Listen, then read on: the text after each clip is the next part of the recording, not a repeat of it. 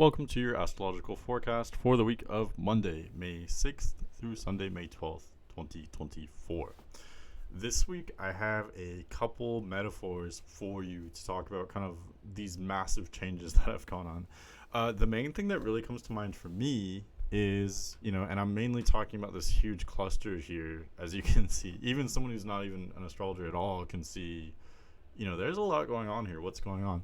Okay, so April was intense, right? I mean, I think for most of us, a lot went down in April on an individual level, as above, so below, on a collective level. There's so much going on in the world. I almost don't even want to talk about all the headlines right now. So intense. It doesn't matter where you are or what you believe in. There's a lot going on, right? And with this huge kind of, I guess you could call it stelliums in astrology, this huge cluster. For all of us, this cluster has highlighted this part of our chart or that part of our chart. It's a little bit different for each of us individually. But we all have some part of our chart that's highlighted with all of this energy, all of this activity. So that's where we've probably gone through a lot of changes over really the last couple months now. But the metaphor I wanted to use was, for much of April, the energy was mostly concentrated on Aries. There was so many placements in Aries, so many planets there. Not only was eclipse season kind of focused on Aries, we also had Mercury retrograde, Sun was still in Aries, North Node, Chiron, Aries. So with all of that Aries energy, we basically had the pedal to the metal. We were accelerating as fast as possible. It was extremely intense, but it was also exhilarating. So much. There were so many new beginnings, right? So much was starting. It was, the best time we've seen in such a long time to start pretty much anything. That's what Aries is all about. So we had the pedal to the metal. We were going 120 down the freeway, let's just say. We're going twice the speed limit, whatever it is. I don't know what that is in kilometers. And now, as we're getting into Taurus season, you can see, this is the chart for Tuesday, May 7th this week. Sun is already at 18 degrees Taurus, about halfway through the week. So we are actually well into Taurus season. We have not only Sun in Taurus, we've also got Moon in Taurus for part of this week, Venus in Taurus, Uranus, Jupiter. So as we are transitioning from this huge focus in Aries to this huge focus that we now have in Taurus, I would basically say that our foot is now no longer on the gas pedal, but we still have so much momentum, right? We still have so much speed. Everything is still so intense, and things are transpiring very quickly still. Are we continuing to accelerate? I don't think so, but that doesn't mean we're not traveling very quickly, right? The other metaphor I would say is this is the energy of earthquakes. So we have very literally, but also figuratively, we've had multiple major earthquakes over the last month or two. And now we are still dealing with those aftershocks, okay? So we're still dealing with those ramifications, these intense changes that have just transpired. Now these things are taking root, gaining form, gaining substance and structure. That's what Taurus is all about. Everything kind of starts and begins, initiates in a really intense way in Aries. And then those new things, that new consciousness takes root, takes shape, supports itself in Taurus. So again, this may look very different depending on your chart and how your chart is set up. But wherever Aries and Taurus are, that's where, these themes that I've been talking about, that's where this is kind of happening, okay? Right, okay, so what is happening this week, though? So there are two main things I wanted to talk about. One is obviously much larger than the other. We have a new moon in Taurus at 18 degrees. This is something that you can see. This is the chart. This is why I brought up this chart for very late Eastern Standard Time, May 7th, Tuesday, 2024. We've got that new moon at 18 degrees Taurus. I'm going to talk about what that means. Before I talk about that, though, I did want to talk about something else that is going on, which is Monday, May 6th, Mercury crosses over Chiron, which I know that doesn't sound as exciting, but it's kind of a big deal, and I'll explain why. So in April, when Mercury was retrograde, actually, let's start even before that. When Mercury was direct before the retrograde in late March or very early April, Mercury actually passed over Chiron when it was direct. It then turned retrograde, passed over Chiron, going backward this time for a second time. Now Mercury is direct again, after spending really the better part of April retrograde.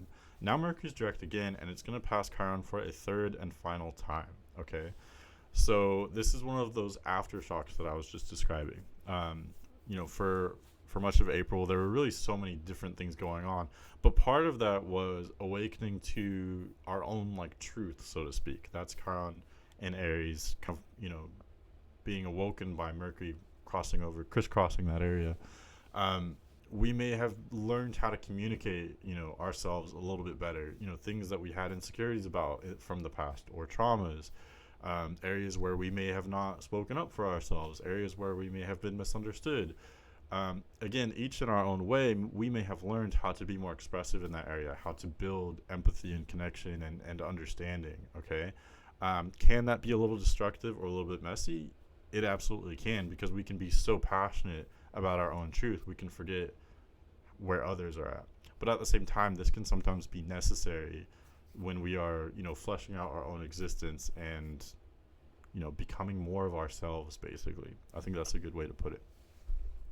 So that's what we were kind of struggling with and dealing with for much of April. But again, this is just bringing this up one last time. And the difference with Mercury direct now is that, we're done with so much of this like soul searching from last month and going into the past, going into our roots. That's what that retrograde phase was all about. Now with Mercury direct, we are applying that information. We're applying what we've learned from last month, basically. Okay. So when it comes to, again, speaking up for yourself, your identity, your expression, your truth, so to speak. I know that's kind of like a new age term or whatever, but honestly, that applies to this pretty well. What is your truth? What is your perspective? What is your experience, your history? That's kind of what we are all in different ways speaking up for ourselves more. We've become more conscious in that area, and we are applying that knowledge, particularly around Tuesday, May 7th. So I just wanted to bring that up. What's really interesting is this new moon, in many ways, is also bringing up stuff that happened in April.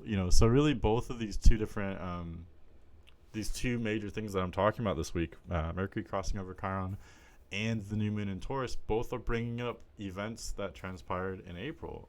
So that's where, again, I say these are like aftershocks. Major earthquakes in April, aftershocks in May. That's like that saying, April showers bring May flowers. It's like that, but this year it's like April earthquakes bring May aftershocks. Why do I say that? So the reason why is because this new moon, like I said, it's happening at 18 degrees Taurus. And as I've mentioned, like, there's a lot going on in that general area. What's interesting, I'm going to go on a super brief tangent and then I'll come back, I promise. But what's interesting about this week is that there actually aren't a lot of aspects. Even if I were to do this forecast the way I used to and go through every day and talk about every aspect, there really aren't any. The major ones are just Mercury crossing over Chiron, which I already talked about, and then Sun is sextiling Saturn, which honestly I'm not really going to cover that. That is relatively minor. Yes, you can delve into that if you want to. That does have some implications, but my point is really that's all that's going on. It's more normal to have an aspect every day, or at least every day or two. But with so many planets kind of clustered on one side of the chart, there's nothing for them to aspect. Sun is far enough away from Saturn that it can sextile. But there's no major trines or squares or oppositions going on because the rest of the chart is pretty empty. So that's kind of interesting. So I forgot why I was talking about that. But anyway, so with this new moon at 18 degrees Taurus, So usually I would look at aspects for the new moon, and really the only aspects to talk about are conjunctions. There aren't any exact conjunctions with this new moon, other than obviously the moon is conjunct the sun. That's what a new moon is. New moon in Taurus, on its most basic level, a new moon is kind of what it sounds like. It's a new beginning. It's a new roughly month-long phase, right? And a new moon is a beginning, but it's not a beginning in the sense of like, okay, we're taking action, we're starting something new. That's not the true beginning. The true beginning is usually quiet. In this case, it wouldn't surprise me if it was a little bit more rowdy, but at the same time, you have to remember that the new moon is the time where the moon is not visible. It's invisible, right? It's still there, but it's dark. It's got no light. We can't see it. So what the moon represents, like, it does represent feelings, emotions, kind of what's going on intuitively and on a deep level with us. But also on a more general level, moon kind of just has to do with what the energies are doing on a day to day and week to week level, right? Like, we're more energetic in a full moon when the moon is full and light, right? The opposite is true when the moon is new or maybe not quite born yet, like right on a new moon. That means that there can sometimes be less physical activity. It's because something is beginning in the ether, so to speak, whatever you believe in heaven, in the cosmos, in our souls, in our minds. Something is kind of happening in the subconscious. It hasn't quite like ruptured out into the physical world yet. It's something that's like coming to us in a dream or something. Like we may have a new idea on a new moon. That's a really good example. Like a dream, a vision, a goal. It's a really great time to set intentions because that's the true beginning. The true beginning comes to us from the non-physical realms. Okay, that's what I believe. That's my interpretation of a new moon. In this case, new moon, a new beginning, specifically in Taurus. So beginning, how do we support ourselves? That's what Taurus is all about. How do we fulfill our needs in a long-term sustainable way? That's what Taurus is all about. But let's get more specific though. What aspects are going on? There aren't any major aspects, but all of that, I know that was a little bit rambly, so thank you for hanging in there for all that. I try to be as concise as possible, which I feel like I'm really bad at. But anyway, the aspects. So this new moon is bringing up stuff from a few weeks ago, from last month, because this new moon is, and for those of you that are astrologically astute, you probably already know where I'm going with this. This Jupiter-Uranus conjunction, that we had so much major stuff happening last month. Mercury retrograde, the eclipse season, but also Jupiter and Uranus conjunct toward the end of the month. That was very, very major. And these planets are so slow. We're still experiencing this. Jupiter is only, you can see on Tuesday, Jupiter is exactly 3 degrees ahead of Uranus. So really, it's still within orb of a conjunction, and I'm sure you remember that, this is a big deal because Uranus is the energy of earthquakes. Jupiter is the expander. It does bring abundance, but it also dramatizes things. So these are two very unpredictable, very volatile energies, especially when you put them together like this. Okay. So we've already experienced that peak energy that happened with that Jupiter-Uranus conjunction in April. The reason why this is being brought up is because this new moon is so close to where that conjunction happened. Jupiter's only about 7 degrees away from this new moon. Uranus is only 4 degrees away. So they are within orb of a conjunction. So, in other words, this is a new moon. It's a new beginning, but it's bringing up major changes that have only happened a couple weeks ago, if that makes sense. Where does Taurus fall in your chart? That's where you're going through huge changes right now. For me personally, I have a lot of Gemini placements. Taurus is my 12th house. It's a dark time. It's a rough time for you. Anyone out there with major Gemini placements, you're probably very alone right now. But for whoever, for Scorpio, there's a lot going on with your relationships, your partnerships right now. For for Leo, there's a lot going on with your career. You can kind of just look around and see where does this affect you personally. For Taurus, there's a lot going on with you personally. Like this is the most dramatic time for Taurus people, because this is your sign this is happening in, etc. If you want more specific information, you can always ask me. But huge changes going on in that area. To a lesser extent, this new moon is also conjunct Venus. I don't have as much to say about that. It is a lesser, I think that's kind of barely worth bringing up. Venus is 8 degrees away. Venus is the ruler of this new moon, though. Venus rules Taurus and therefore rules Sun and Moon. And Venus is also in domicile. In other words, one way of interpreting it would be to say that, Sun and Moon are in Taurus, so they're in Venus's home, so to speak. And Venus can be a good host because she's actually home with them. She's not like out partying or something. She's being there with the Sun and the Moon, being a good hostess, so to speak. So this is nice. I mean, we're kind of all over the place. We've got some really volatile earthquake energy, figuratively and literally, with Uranus and even Jupiter to some extent. But on the other hand, the other side, we've got some stable, loving, harmonious energy with Venus. thank God for that, or thank the universe, or thank whatever. Um, but yeah, Venus is adding a little bit of sweetness. Again, we have that dynamic that I talked about last week of Venus and Mars, these energies, these planets of love, desire, pleasure, ambition, etc. Uh, they basically have to do with what we want and what we find attractive. They're both in their home signs right now, so that is, I'm really holding on to that. I think that is very beautiful. Wherever your placements are, Venus and Taurus, Mars and Aries, these are energies that we can very readily connect with. They are easy to understand. They're simple to experience. That is a blessing right now when there's so much complexity and so much excitement and drama and intensity, right? At least we kind of know what we want right now on a collective level. So that is beautiful. But again, things are changing at a very rapid pace. And honestly, that's kind of what I have for you right now. Next week, I didn't write down what's happening next week. Next week we've got a first quarter moon, and it's already the end of Taurus next week because Sun enters Gemini on May 20th. So hang in there. There's a lot of intensity with, we still have this huge focus on Aries and Taurus in general. So hang in there because whatever your placements are, I think this is very intense. Taurus is a little bit more chill than Aries, when it comes to these transits.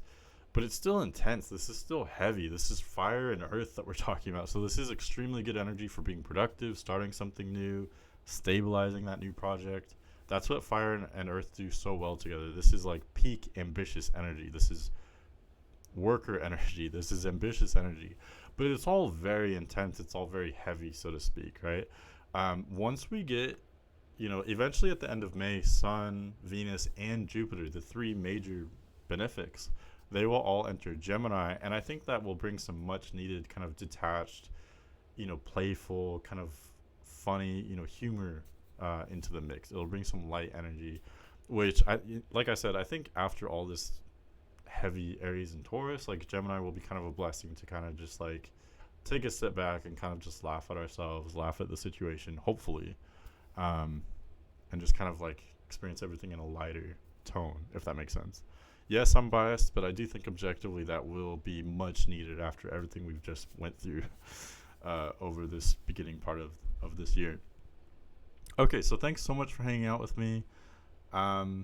Yeah, and I hope you come back next week because there is always more to talk about. We live in such intense times, and it will only get crazier. I'm starting to get excited because the last half of this decade looks very different than the first half. This is actually something I talked about in the first video I made. I streamed it in January of 2020.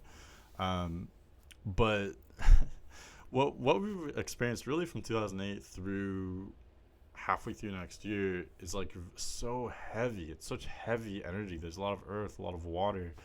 That completely changes about halfway through next year when Neptune and Saturn enter Aries. And, by that time, Pluto will be getting deeper into Aquarius. Basically, for the last 5 or so years of this decade, there's going to be a lot more fire, a lot more air. So there's going to be a lot more excitement, a lot of new things happening.